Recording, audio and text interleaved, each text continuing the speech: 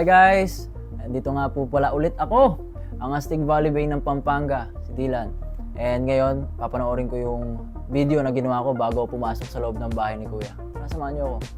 Yung confession room po, kasi nung bata ako, pag nanonood daw ng PBB, yun yung pinaka may thrill eh.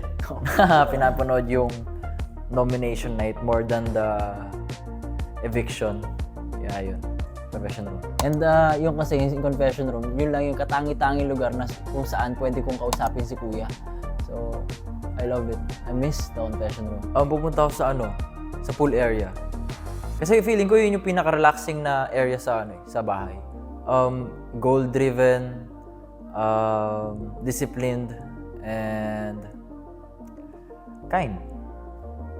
Strengths and weaknesses. Strengths ko, siguro ang strength ko sa loob ng bahay na magagamit ko is marunong akong makisama sa iba't ibang klase ng tao.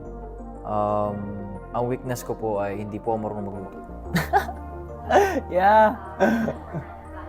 Wala eh, pero siguro yung magkaroon ng alitan sa loob, tapos ma-misinterpret ako ng housemate ko.